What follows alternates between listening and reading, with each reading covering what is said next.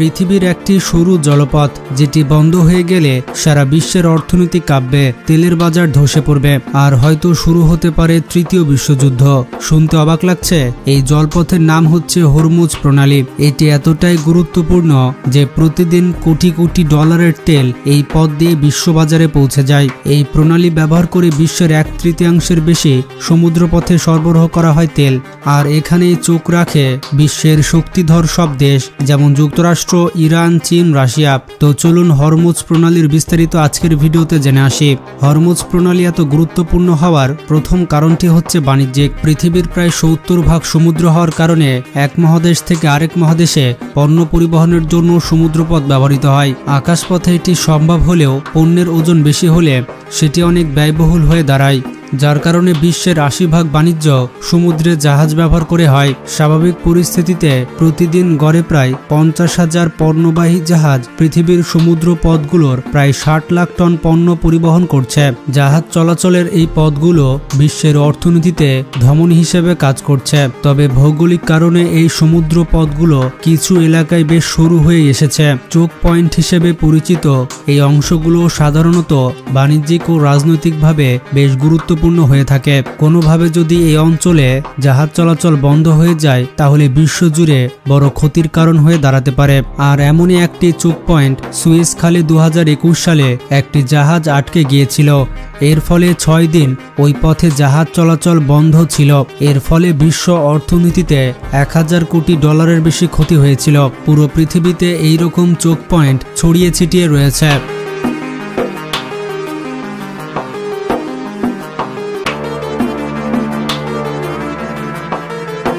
এর মধ্যে মধ্য আমেরিকায় অবস্থিত পানামা খাল পূর্ব আটলান্টিক মহাসাগরের সাথে পশ্চিমে প্রশান্ত মহাসাগরকে যুক্ত করেছে। এছাড়া আফ্রিকা মহাদেশের দক্ষিণ প্রান্তে অবস্থিত উত্তম আশা প্রণালী ব্যবহার করে জাহাজগুলো আটলান্টিক মহাসাগর থেকে ভারত মহাসাগরে প্রবেশ করে। এছাড়া জিব্রাল্টার প্রণালী ভূমধ্যসাগরকে আটলান্টিক মহাসাগরের সাথে যুক্ত করেছে। ইউরোপের নর্থ সি ও ব্যাল্টিক সাগরের মধ্যে সংযোগ স্থাপনকারী অংশটির নাম হচ্ছে ড্যানিশ প্রণালী। এছাড়া ভারত ও প্রশান্ত মহাসাগর এবং কৃষ্ণ ও ভূমধ্যসাগরকে যুক্ত করেছে যথাক্রমে মালাক্কা ও বসফরাস প্রণালী।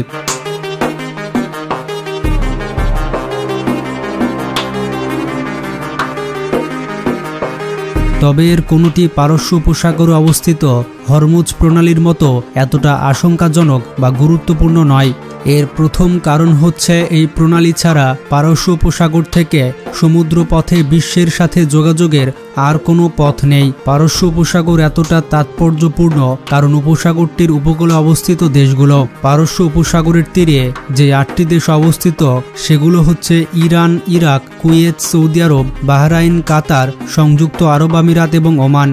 এর মধ্যে বাহরাইন, কাতার, ইরাক ও কুয়েতের পারস্য উপসাগর ছাড়া আর কোনো সমুদ্র উপকূল নেই। খনিজ তেল থেকে শুরু করে বিভিন্ন ধরনের জীবাশ্ম জ্বালানির বৃহত্তম সঞ্চয়গুলো মধ্যপ্রাচ্যের এই দেশগুলোই অবস্থিত। এর মধ্যে শুধু খনিজ তেলই বিশ্বের মোট জ্বালানি চাহিদার 1/3 পূরণ করছে।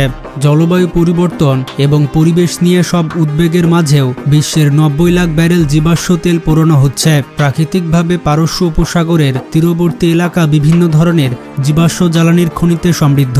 উপসাগরটির উপকূলীয় এলাকায় সবুজ রঙে চিহ্নিত এই খনিগুলোই পৃথিবীর মোট প্রমাণিত সঞ্চয়ের অর্ধেক জ্বালানি তেল সঞ্চিত আছে। পৃথিবীর বৃহত্তম জীবাশ্ম জ্বালানির খনিও এখানে অবস্থিত। সৌদি আরবের দক্ষিণ পূর্ব প্রান্তে অবস্থিত এই খনিটির নাম হচ্ছে গাওয়ার অয়েল ফিল্ড। বিশ্বের মোট জীবাশ্ম তেলের শতকরা 6% এই খনি থেকে সরবরাহ করা হয়। বিপুল পরিমাণে জীবাশ্ম তেলের পাশাপাশি প্রাকৃতিক গ্যাসেও এই 8টি দেশ বেশ সমৃদ্ধ। এই দেশগুলোর মধ্যে লিকুইড ন্যাচারাল গ্যাস সরবরাহে বিশ্বের শীর্ষস্থানে রয়েছে কাতার। আর ব্রিটিশ পেট্রোলিয়ামের হিসেবে সঞ্চিত প্রাকৃতিক গ্যাসের পরিমাণে বিশ্বের শীর্ষস্থানে রয়েছে ইরান। এক কথায় বিশ্বের মোট জ্বালানি চাহিদার শতকরা 15% পূরণ করছে এই পারস্য উপসাগরের তীরে অবস্থিত 8টি দেশ, যার বেশিরভাগই মূলত হরমুজ প্রণালীর মাধ্যমে সরবরাহ করা হয়। তার মানে হচ্ছে এই প্রণালী যদি বন্ধ হয়ে যায় তাহলে জ্বালানির অভাবে বিশ্বের শতকরা 15% কাজ মুখ থুবড়ে পড়বে। আর এই কারণে হরমুজ প্রণালী কৌশলগতভাবে এতটা গুরুত্ব বহন করছে। এই এলাকায় ভৌগোলিক বৈশিষ্ট্য বেশ প্রতিকূল। এখানে সব মিলিয়ে মোট 8টি ছোট বড় দ্বীপ রয়েছে। এই পথে চলাচলকারী জাহাজগুলোকে যা সাবধানে এড়িয়ে চলতে হয়। এই 8টির মধ্যে 7টি কার্যত ইরানের নিয়ন্ত্রণে রয়েছে। সংযুক্ত আরব আমিরাত এর মধ্যে 3টির মালিকানা দাবি করলেও ইরানি সেনা মোতায়েনের ফলে সবগুলো তেহরানের দখলে আছে। এছাড়া উপসাগরের লাল রঙে চিহ্নিত অংশের গভীরতা অনেক কম হওয়ায় তা জাহাজ চলাচলের জন্য অনুপযুক্ত। এইসব প্রতিকূলতার মধ্যেও পণ্য সরবরাহ অব্যাহত রাখতে হরমুজ প্রণালীর মধ্যে 2 লেন বিশিষ্ট একটি সমুদ্রপথ স্থাপন করেছে জাতিসংঘ। এর একটি লেন 2 মাইল বা 3.25 কিলোমিটার চওড়া। লেন দুটির মাঝে সমান দূরত্বের একটি বাফার অঞ্চল রাখা হয়েছে। একটি লেন ব্যবহার করে জাহাজগুলো ওমান উপসাগর থেকে পারস্য উপসাগরে প্রবেশ করে।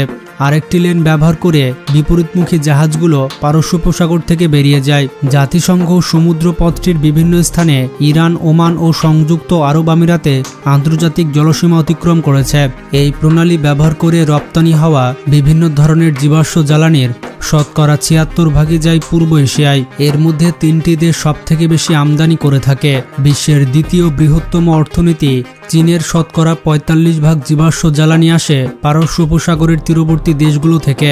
প্রতিবেশী জাপানের অবস্থা আরও খারাপ। বিশ্বের তৃতীয় বৃহত্তম অর্থনীতির মোট জ্বালানি চাহিদার শতকরা 48 পূরণ হয় হরমুজ প্রণালী ব্যবহার করে সরবরাহ হওয়া তেল এবং গ্যাসের মাধ্যমে।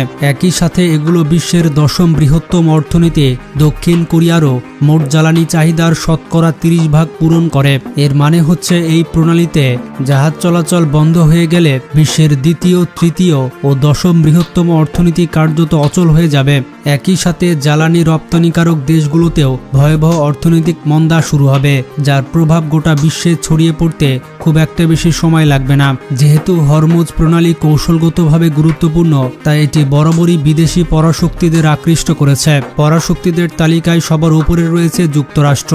যেখানে গুরুত্বপূর্ণ সম্পদ দেখবে সেখানেই লিলিয়ে চলে যায় আমেরিকা। পারস্য উপসাগরের 8টি দেশের মধ্যে শুধুমাত্র ইরান ছাড়া বাকি 7টি দেশে অনেক সামরিক ঘাঁটি স্থাপন করেছে আমেরিকা। এই ঘাঁটিগুলোর মধ্যে কাতারে বেশ বড় আকারের বিমান ঘাঁটি রয়েছে, আর বাহরাইনে আছে 5ম নৌবহরের সদর দপ্তর। এই বহরের সক্রিয় সদস্য সংখ্যা 15,000-এর বেশি।